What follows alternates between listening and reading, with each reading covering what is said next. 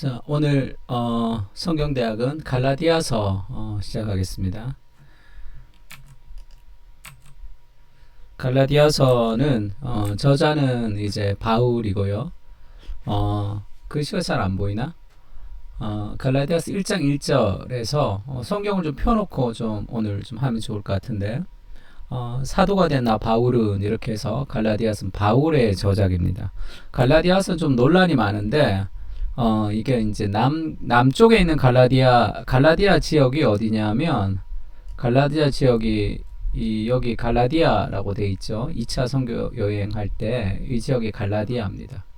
그래서 이 갈라디아 지역에 이 북쪽이 있고 남쪽이 있는데, 그 남쪽에 보낸 것이다, 북쪽에 보낸 것이다 해서 이 연도수가 좀 차이가 나요. 그 어느 쪽으로 보낸 거에 따라. 근데 그게 중요하지 않습니다. 우리가 알아야 될 것은 이 둘 다에 보냈다라고, 이 두 쪽 다 보냈다라고 생각해도 괜찮아요. 그래서 이 북갈라디아설, 남갈라디아설 때문에 논쟁이 있는데 우리한테 그렇게 중요하지 않고, 바울이 이 갈라디아 지역의 교회에게, 이방 교회에게 편지를 보냈다는 것이 굉장히 중요합니다. 이 당시 상황인데, 갈라디아서는 여기도 이제 no other gospel, 다른 복음은 없다, 이렇게 바울이 이제 갈라디아 교회를 이제 개척을 했죠. 그리고 바울이 이제 떠나 있을 때 거짓 교사들이 그 갈라디아 교회에 왔습니다. 그러면서 이 두 가지를 흘렸는데, 첫 번째는 바울이 형편없는 사람이다 라는 바울을 향한 그런 비난을 했고요. 두 번째는 바울의 복음이 잘못됐다. 율법을 지켜야지, 할례를 받아야지 구원을 받을 수 있다. 율법을 지켜야지 된다. 믿음으로 구원 얻는다는 그것은 거짓 복음이다. 그렇게 이야기를 했습니다. 그래서 바울에 대한 믿음이 흔들리고 있는 때에 바울이 갈라디아 교회에게 다시 편지를 보내는 거죠. 그래서 아까 1장 1절도 보면 그렇게 나오죠. 사람에게서 난 것이 아니요, 사람으로 말미암은 것도 아니다, 이렇게 얘기하죠. 예수님의 사도된 바울은 이렇게 얘기하면서 문학적 특징이 무엇은 아니다, 무엇은 아니다, 무엇이다, 이런 식의 표현들이 많습니다. 그러니까 바울이 뭔가를 자꾸 거부하는 거죠. 너희가 생각하는 이것이 아니다, 이것이 아니다, 이것이다. 그렇게 이제 그런 식의 이제 표현들이 많습니다. 그래서 형제들아, 내가 너희에게 알게 하노니 내가 전한 복음은 사람의 뜻을 따라 된 것이 아니라, 내가 사람으로 받은 것도 아니요, 배운 것도 아니라 오직 예수 그리스도의 계시로 말미암은 것이라, 이런 식의 표현이 많이 나옵니다. 그것은 그 갈라디아 사람들의 그런 잘못된 생각들을 교정해 주기 위해서 이런 표현들을 많이 쓰는 게 문학적인 특징이고요.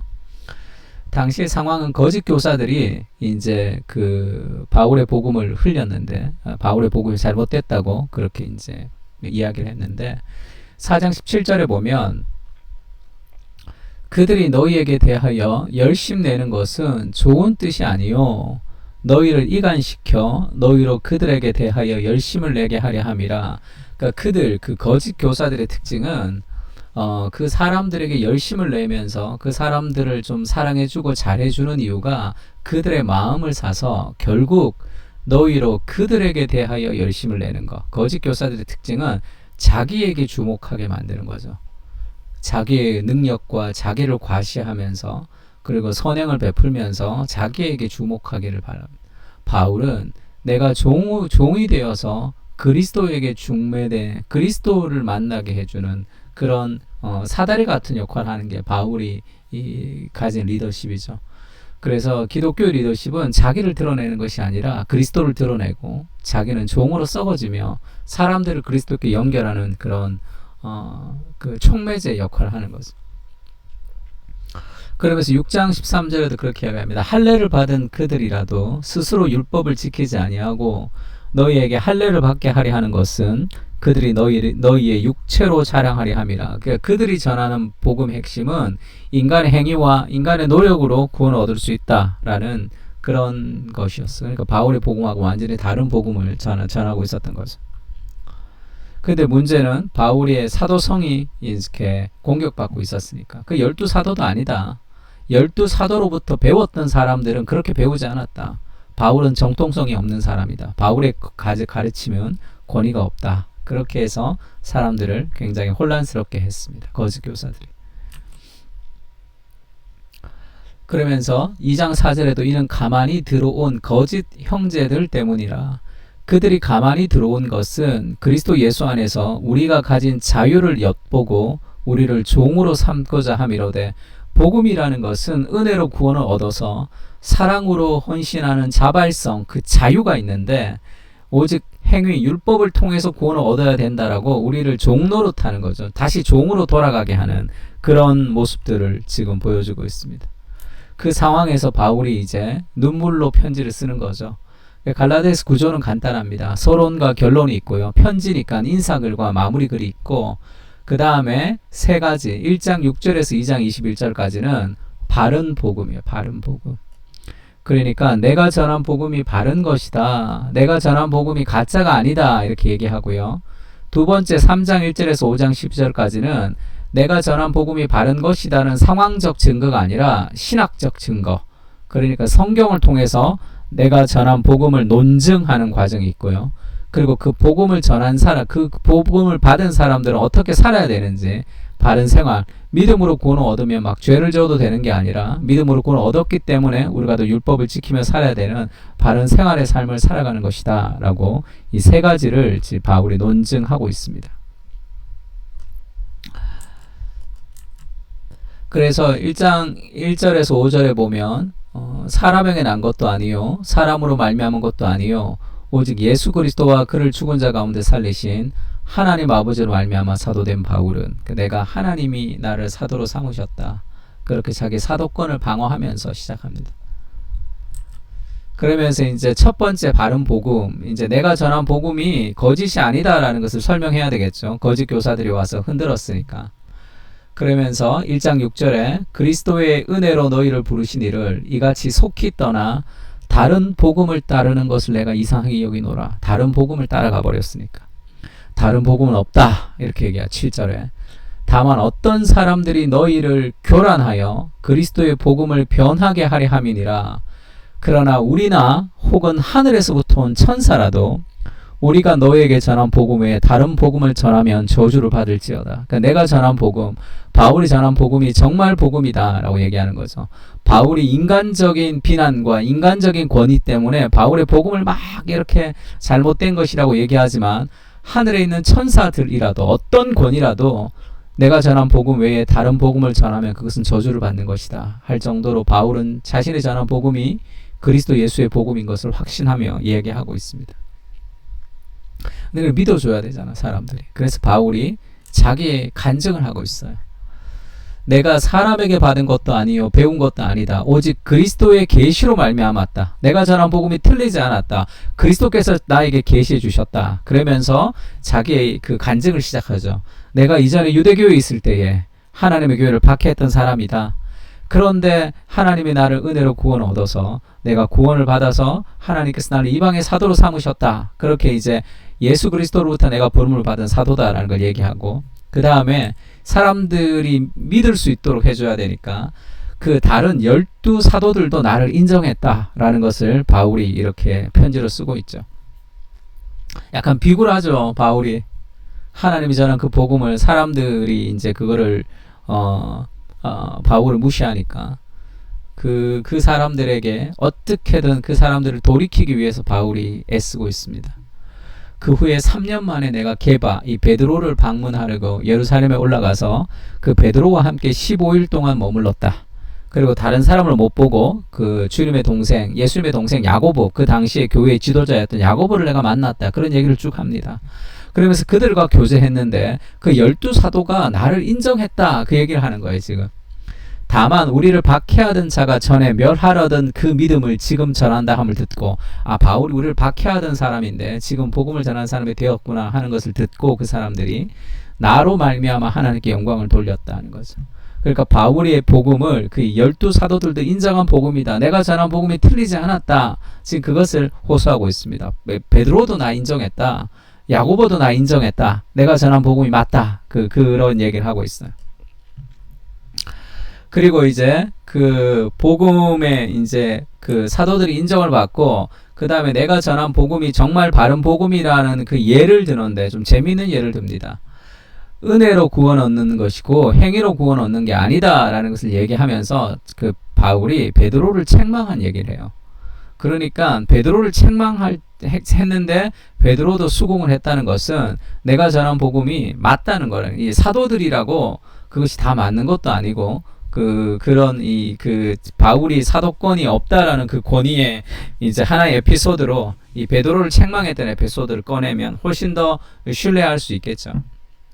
베드로가 안디옥에 있을 때에 책망받을 있기로 바울이 베드로를 대면하여 책망했던 적이 있습니다.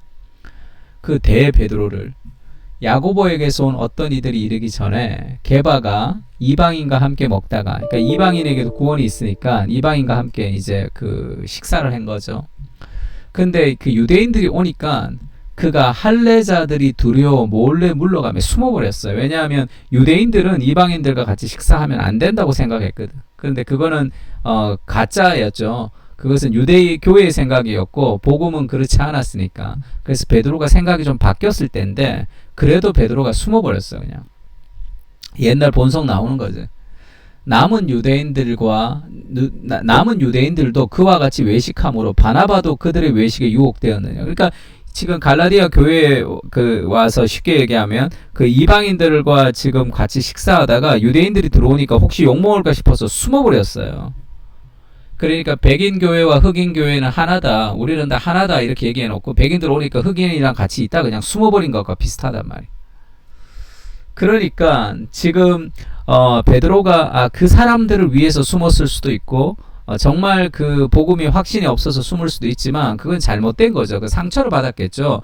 베드로가 와서 식사한다고 얼마나 좋아했겠어 그 사람들이. 그래서 바울이 베드로를 책망합니다. 네가 복음으로 살지 않는다. 네가 복음을 얘기하면서 왜 그렇게 얘기하냐 하면서 그 책망했던 얘기를 지금 하고 있는 거예요. 바울의 자기 복음을 이제 변호하면서 그러면서 이제 결론을 그렇게 내립니다. 그 이야기의 결론이 사람이 의롭게 되는 것은 율법의 행위로 말미암음이 아니요 오직 예수 그리스도를 믿음으로 말미암은 줄 알므로 우리도 그리스도 예수를 믿나니 이는 우리가 율법의 행위로서가 아니요 그리스도를 믿음으로써 의롭다함을 얻으려 함이라. 율법의 행위로서는 의롭다함을 육체가 없느니라. 그러면서 우리가 율법의 행위가 아닌 믿음으로 구원을 얻는 것이다 라는 것을 증거하면서 그런데 왜 그렇게 율법의 행위를 따라 그렇게 네가 그렇게 잘못했느냐 그 이야기. 그러니까 이 이야기는 두 가지 효과를 내죠. 바울이 전한 복음이 맞다는 걸 얘기하고 그거는 베드로에게까지 내가 책망할 정도로 나의 복음이 확실한 복음이다. 그렇게 이야기합니다. 믿음으로 구원 얻는 것이 맞다. 지금 그렇게 바울이 이제 바른 복음에 대해서 내가 전한 복음이 틀리지 않았다는 것을 지금 설명했어요. 그 다음에 두 번째는 이제 그래서 그 복음의 변호의 이 마지막이 유명한 구절이 연결되죠. 내가 율법으로 말미암아 율법에 대하여 죽었다. 하나님에 대해 살려 함이라 하면서 그 유명한 구절 갈라디아서 2장 20절이 나옵니다. 내가 그리스도와 함께 십자가에 못 박혔나니 그런즉 이제는 내가 사는 것이 아니요 오직 내 안에 그리스도께서 사시는 것이라. 이제 내가 육체 가운데 사는 것은 나를 사랑하사 나를 위하여 자기 자신을 버리신 하나님의 아들을 믿는 믿음 안에서 사는 것이라. 이 유명한 구절을 이 베드로 사건에 이어서 이제 믿음으로 구원 얻는 것을 증명하면서 얘기하는 거예요. 그러면서 내가 하나님의 은혜를 패하지 아니하노니 만일 의롭게 되는 것이 율법으로 말미암았으면 그리스도께서 헛되이 죽으셨느니라. 그러니까 율법으로 구원 얻는 게 아니다. 믿음으로 구원 얻는 것이다 라는 것을 증명했습니다. 내가 하나님으로부터 직접 계시를 받았다. 내가 받은 이 계시는 예수 그리스도의 계시다. 두 번째 사도들도 인정했다. 세 번째 이런 사건도 있었는데 결국 믿음으로 구원 얻는 것이 맞다. 그렇게 얘기하면서 내가 전한 복음을 버리지 마라. 다른 사람의 거짓 교사들에게 흔들리지 마라 라는 것을 한 파트 얘기를 한 거예요. 바울이. 그 다음에 두 번째는 그것을 이제 지금은 이제 상황적으로 논증하는 거죠.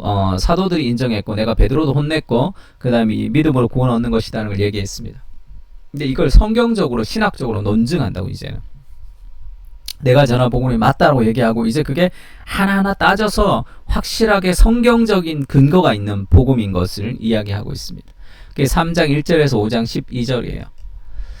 어리석도다 갈라디아 사람들아, 예수 그리스도께서 십자가에 못 박힌 것이 너희 눈앞에 밝히 보이거늘 누가 너희를 꾀더냐.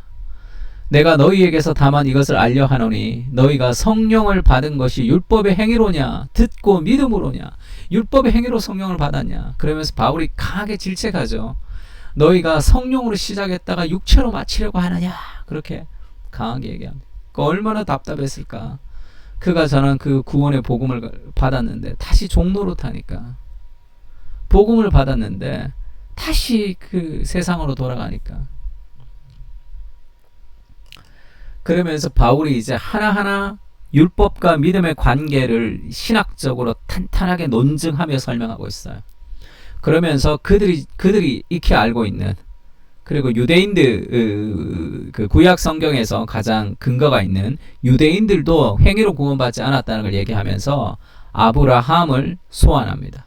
아브라함이 하나님을 믿음에 그것을 그에게 의로 정하셨다 함과 같으니라. 함과 같으니라니까 지금 이게 땡땡이라는 얘기예요. 아브라함이 하나님을 믿음에 그것을 그에게 의로 여기셨다라는 그것을 인용하죠. 구약을. 이게 창세기 15장에 나오는 아브라함 언약의 핵심이죠.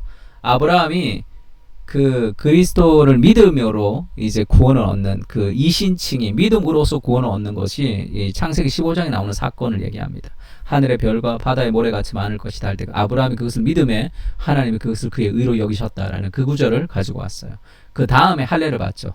그래서 로마서에서도 야 아브라함이 구원을 먼저 받았냐 할례를 먼저 받았냐. 구원을 먼저 받고 할례를 받은 것이다. 근데 왜 할례를 받아야 구원을 받는다고 하느냐. 구원은 믿음으로 받는다. 지금 그 얘기를 바울이 논증했죠. 그러니까 아브라함이 믿음으로 구원을 얻었다는 거예요. 근데 왜 우리가 행위로 구원을 얻겠냐. 그런즉 믿음으로 말미암은 자들은 아브라함의 자손이다. 이렇게 얘기해. 그래서 지금 갈라디아 이방 족속이 아브라함의 자손이라는 거예요. 그 유대인의 혈통이 아브라함의 자손이 아니고. 왜 그러냐 하면 또 하나님이 이방을 믿음으로 말미암아 의로 정하실 것을 성경이 미리 알고 먼저 아브라함에게 복음을 전하되 모든 이방인이 너로 말미암아 복을 받으리라 하였느니라. 그러니까 하나님이 아브라함을 선택하시고 아브라함의 자손이 바다 모래같이 많을 것이라고 했을 때 그 아브라함의 자손은 이방인을 포함한 믿음으로 구원 얻는 자손이라는 거예요. 그 혈통적 이스라엘이 아니고. 그러니까 뭐 백투 예루살렘 같은 그런 것은 다 혈통적 이스라엘로 보는 거죠. 그렇지가 않고 이미 처음부터 믿음이었다는 거죠. 이 얘기가 지금 무엇을 백그라운드를 하고 있는 거죠? 창세기 12장을 백그라운드를 하고 있다는 것을 좀 파악을 해야 됩니다. 창세기 12장에 여호와께서 아브라함에게 나타나셔서 너는 고향과 친척과 아버지 집을 떠나 내가 지시할 땅으로 가라 이렇게 얘기할 때 내가 너로 큰 민족을 이루고 내게 복을 주어 내 이름을 창대하게 하리니 너는 복이 될지라 네가 어떤 민족을 이룰 것이다 이렇게 얘기하죠. 그 민족은 어떤 민족이냐면 너를 축복하는 자에게는 내가 복을 내리고 너를 저주하는 자에게는 내가 저주하리니 땅의 모든 족속이 너로 말미암아 복을 얻을 것이니라 하니까 그 아브라함을 통해서 만든 큰 민족은 단순한 이스라엘이 아니라 땅의 모든 족속을 얘기하는 온 세상 믿음으로 구원 얻는 그런 온 이방인 그 아브라함의 자손을 하나님이 그렸다는 거지. 이미 처음부터 율법적 혈통적 유대인이 아니고 그것을 또 하나님이 이방을 믿음으로 말미암아 의로 정하실 것을 성경이 미리 알고 먼저 아브라함에게 복음을 전하되 모든 이방인이 너로 말미암아 복을 받으리라 하였느니라 그렇게 얘기한 거예요. 그러니까 아브라함의 자손은 원래 유대인이 아닌 혈통적 아브라함의 자손이 중요하지 않다는 게 성경에서는.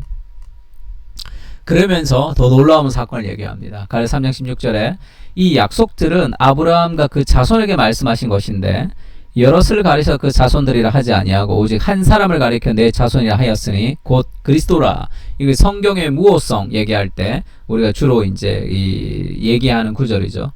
지금 하나님이 창세기에서 그 아브라함과 언약을 맺으시면서 약속을 할 때 네 자손들이 많을 것이다. 네 자손들이 많을 것이다. 이러니까 자손들이라는 복수로 사용해야 되는데 하나님이 그 언약을 맺으실 때 내 자손이라는 단수로 사용해서 단수. 왜냐하면 아브라함의 자손들이라고 하지 않고 자손이라고 언약을 맺은 것은 결국 한 사람 내 자손 그리스도를 가리키는 것이기 때문에 그러니까 바다의 모래처럼 자손이 많을 것인데 결국 그 구원받는 그 자손은 한 사람 그리스도를 통해서 예수 믿는 그 모든 자손을 얘기하는 거니까 아브라함의 자손 그리스도를 가리키는 것이고 그 그리스도를 믿는 모든 사람들이 다 아브라함의 자손이 되는 것이다. 그 얘기를 하고 있습니다. 그 성경이 복수와 단수로 썼느냐까지도 영감이 되었다는 걸 보여주는 구절이기도 하죠.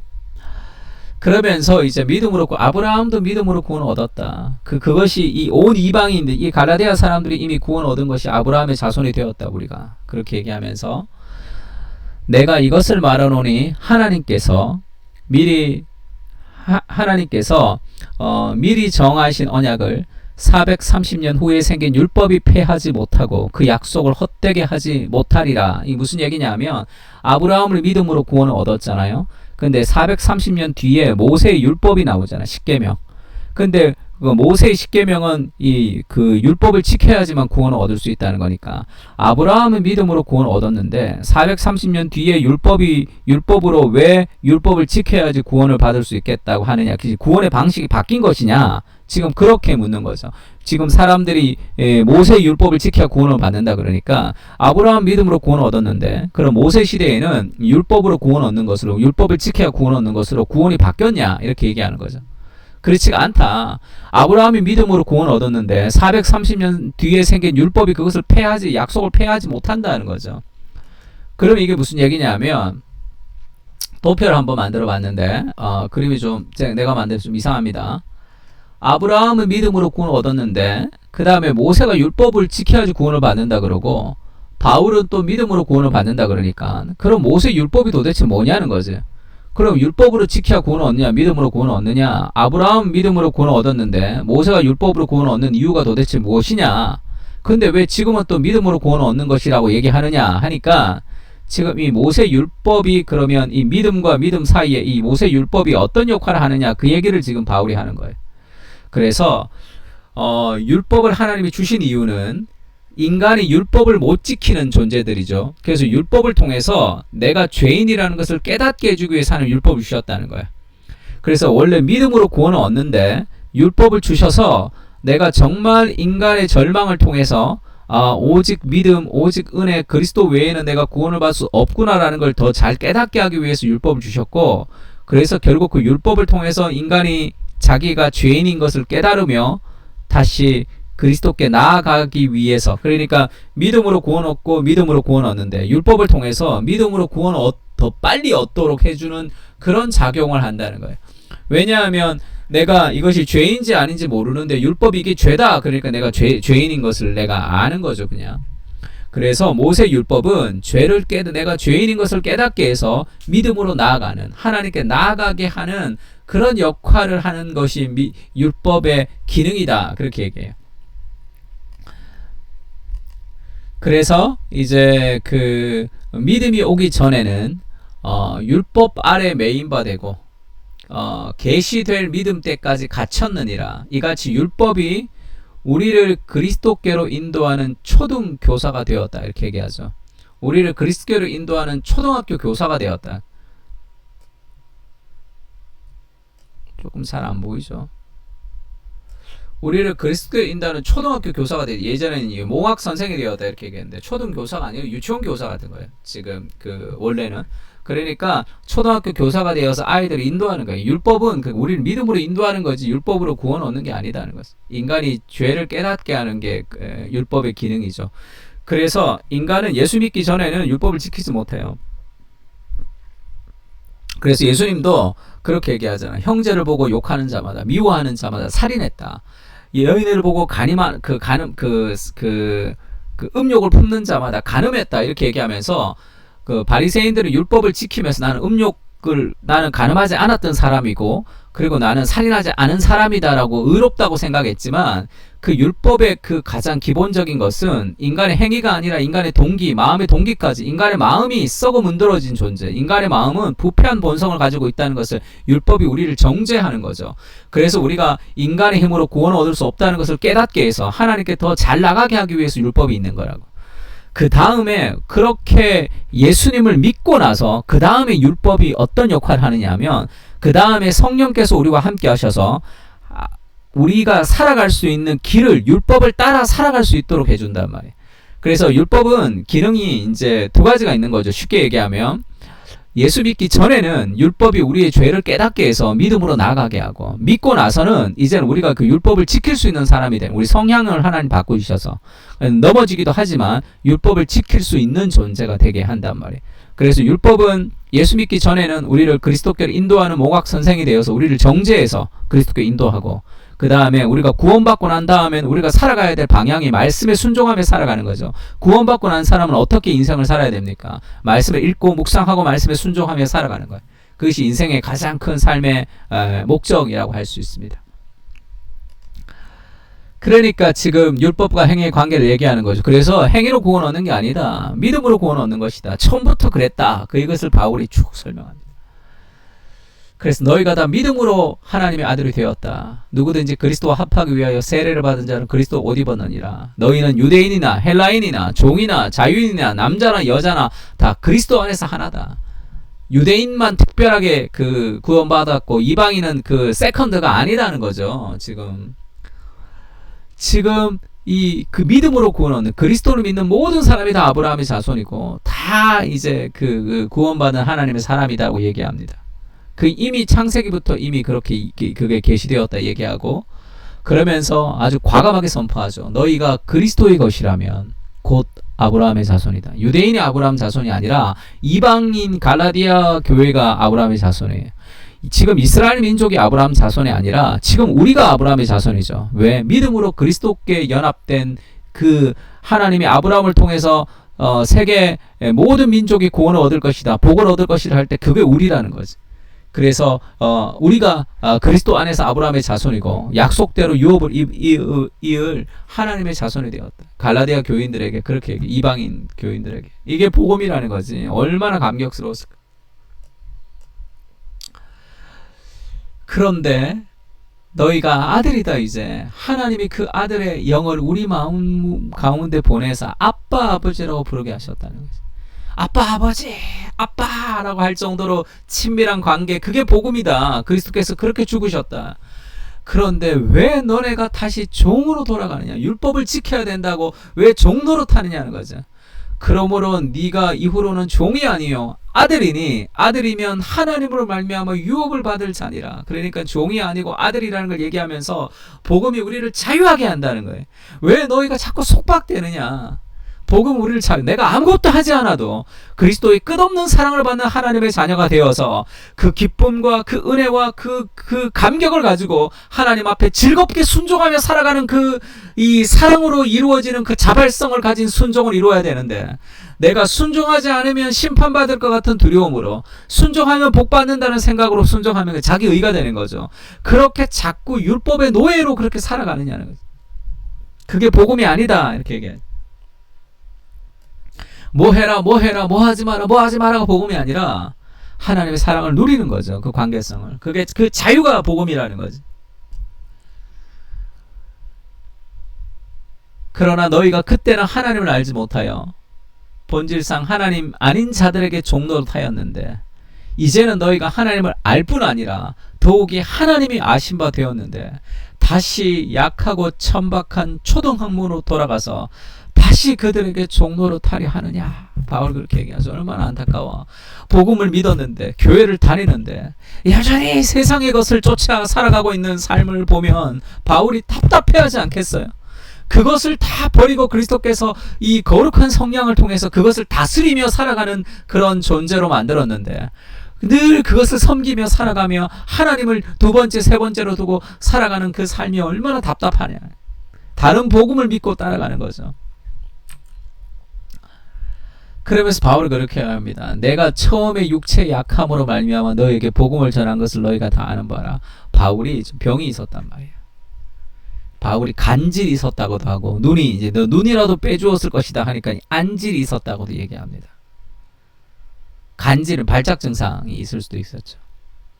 왜 이런 얘기를 하죠? 거짓 교사들이 바울의 그 약점을 가지고 공격하는 거죠. 바울은 그 육체의 약함이 있어. 말도 잘 못하고. 그래서 그 바울의 가르침이 잘못됐다는 거죠.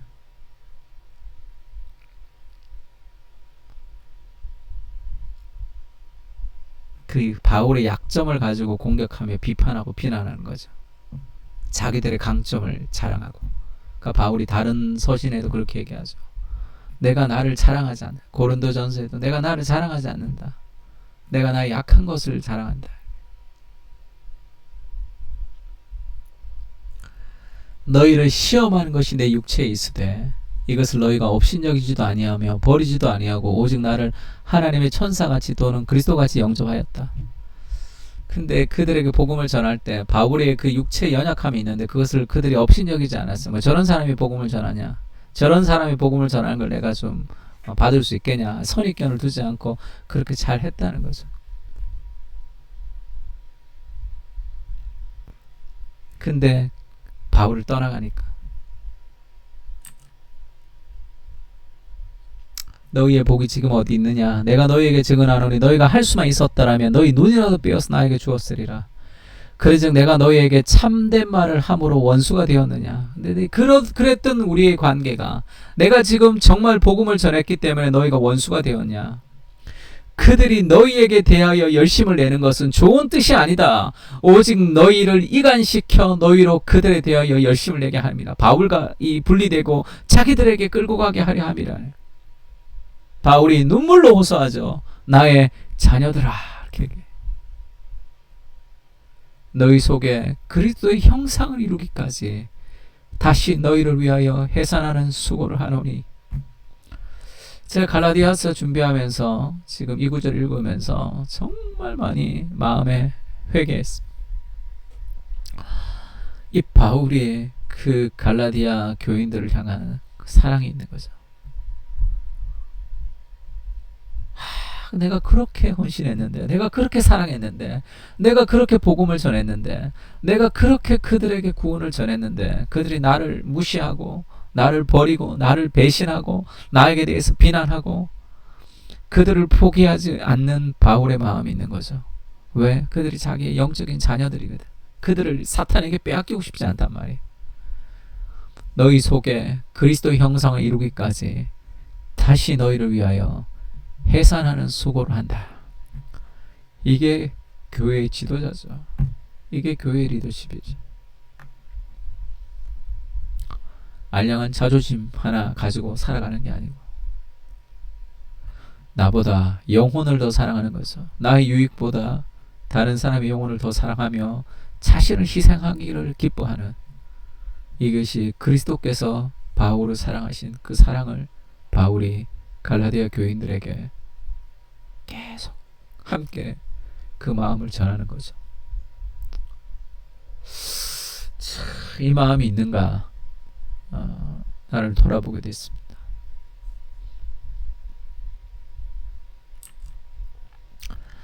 그러면서 그렇게 해가지고 하갈과 사라의 비유를 얘기합니다. 하갈과 사라의 비유라는 것은 그러니까 하갈의 자손 아들이 이스마엘 육체의 자손이고 사라의 아들 이삭은 이 성령으로 태어난 믿음의 자손이라는 거예요. 그래서 지금 갈라디아 교인들이 지금 유대인들은 혈통적 유대인들은 이스마엘의 자손이고 지금 이삭의 자손이 바로 우리 믿음으로 구원 얻은 갈라디아 교인들이다. 그렇게 얘기합니다. 형제들아 너희는 이삭과 같이 약속의 자녀라. 이렇게 얘기하죠.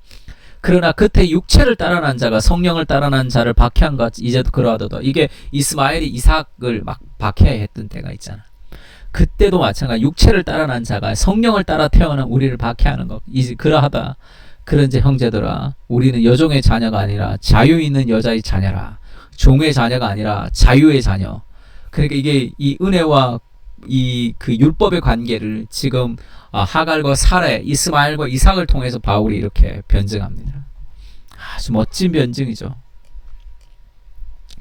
그러면서 마지막에 이제는 내가 전한 복음이 맞다 그렇게 얘기하고 그 다음에 그걸 신학적으로 논증을 한 다음에 그 다음에 우리가 어떻게 살아야 될 것인지를 얘기합니다. 그 믿음으로 구원 얻은 것은 막 사는 게 아니라고, 율법을 지켜야지 구원 얻는 것이 거룩하게 사는 것이고 그렇지가 않고 그 은혜는 결국 우리를 바른 생활로 이끌어가는 거죠. 형제들아 너희가 자유를 위하여 부르심을 입었으나 그러나 그 자유로 육체의 기회를 삼지 말고 사랑으로 서로 종로로 타라. 이것이 복음 핵심이죠. 사랑으로 종로로 타신 그리스도의 은혜를 통해서 구원받은 우리는 우리가 이제는 정죄받지 않는, 지옥 가지 않고 심판받지 않는 이 자유를 육체의 기회, 죄를 짓는 기회로 삼지 않습니다. 사랑으로 서로 종노릇하는, 그것이 더 큰 자유예요. 참된 자유는 다른 사람, 나보다 더 사랑하는 대상을 위해서 나의 자유를 포기하는 그 자유, 그것이 완전한 자유고 참된 자유예요. 그게 사랑이라고. 그게 기독교 리더십의 핵심이 뭐죠? 자기 부인이잖아. 자기를 부인한다는 게 뭐죠? 나보다 더 사랑하는 대상을 위해서 자기의 자유를 이 꺾기를 기뻐하는 그 자유를 선택하는 거죠. 마음대로 하는 그것이 아니라 그것은 욕망의 노예가 되는 것입니다. 그래서 육체의 일은 분명하니 곧 음행과 더러운 것과 호색과, 이건 내 마음대로 하는 삶이죠. 사랑으로 종노릇하는 그 자유가 아니고, 이 육체의 일과 반대가 되는 게 뭐죠? 성령의 열매죠. 성령은 열매입니다. 육체는 일이지만 자연인 가만히 있으면 되는 거고, 성령의 열매, 사랑과 희락과 화평과 오래 참음과 자비와 양선과 충성과 온유와 절제니 이 같은 그 법을 금지할 법이 없느니라. 하여튼 그 성령의 열매, 그것이 은혜의 결과라는 거죠. 은혜의 결과. 그렇게 복음을 따라 살아가는 삶의 결과죠. 그러면서 바울이 그렇게 얘기합니다. 가르침을 받는 자는 말씀을 가르치는 자와 모든 좋은 것을 함께 하라. 이렇게 해서 이 부흥사 목사님들 목사님한테 잘해야 되고 이렇게 선물해야 되고 그 얘기를 했던 구절 중에 하나이기도 합니다. 그 얘기를 하는 것이 아니라 왜 말씀을 가르치는 자와 모든 좋은 것을 함께 할까요? 그 말씀을 바르게 배우는 그것이 가장 소중하기 때문에 그런 거죠. 가장 소중하기 때문에 그렇습니다. 그래서 7절에 보면 스스로 속이지 말라. 하나님은 업신여김을 받지 아니하시나니 사람이 무엇으로 심든지 그대로 거두니라. 이것이 그 영적인 법칙이죠. 육체를 위하여 심는 자는 육체로부터 썩어질 것을, 성령을 위하여 심는 자는 성령으로부터 영생을 거둡니다. 그러니까 복음을 따라 살아가는 거죠. 복음을 따라 살아가는 사람들은 다 성령을 따라 심어요. 하나님의 말씀을 심고 기도하며 우리가 그 하나님 주신 그 자유로 그렇게 방종의 기회가 아닌 하나님을 더 사모하는 기회로 삼으면서 그렇게 살아가는 거죠. 그래서 결국 우리의 신앙은 무엇이 심든지 그대로 거두는 거예요. 성령을 심으면 성령의 열매를 거두고 육체를 심으면 육체의 열매를 거둡니다. 제가 여러분의 10년 뒤를 예언할 수 있다 그랬죠. 지금 오늘 하루 가장 많이 생각하는 게 뭐예요? 그대로 될 거예요. 내가 많이 생각하는 그대로 됩니다. 내 제일 큰 관심이 뭐예요? 그것이 그리스도입니까? 그래서 우리가 선을 행하되 낙심하지 말라. 포기하지 아니하면 때가 이르매 거두리라. 울며 씨를 뿌리면 반드시 기쁨을 거둔다는 거죠. 그러므로 우리는 기회가 있는 대로 모든 이에게 착한 일을 하되 더욱 믿음의 가정들에게 할지라. 그렇게 얘기하면서 이제 결론을 내립니다. 마지막에 결론은 그렇게 얘기해요. 이후로는 누구든지 나를 괴롭게 하지 말라. 내가 내 몸에 예수의 흔적을 지니고 있노라. 형제들아, 우리 주 예수 그리스도의 은혜가 너희 심령에 있을지어다. 아멘. 이렇게 끝이 나요. 이게 무슨 얘기예요? 이후로도 누구든지 나를 괴롭게 하지 말라. 내 몸에 예수의 흔적을 가졌다. 흔적이라는 스티그마라는 이 헬라어 단어가 지금 바울이 이 얘기를 왜 하고 있을까를 생각하면 고린도 후서랑 좀 비슷한 그런 의미, 뉘앙스를 띠고 있습니다. 이제는 나를 괴롭게 하지 말라. 이제 그런 것으로 이제 그 자기의 복음을 잘못됐다고 그렇게 얘기하지 말라. 내가 내 몸에 예수의 흔적을 가졌다. 내가 전한 복음이 확실하다. 나는 예수의 흔적을 가진 사람이다. 그렇게 얘기하면서 이 예수의 흔적이 뭐죠? 정말로 바울의 몸을 벗겨보면 상처투성이죠. 그리스도의 복음을 위하여 고난을 당한 상처투성이란 말이에요. 이것이 정말 참된 기독교 리더십이죠. 거짓 교사들은 자기들 자랑했습니다. 내가 이거 잘하고 이거 좋고 바울은 이거 못하고 저거 못하고.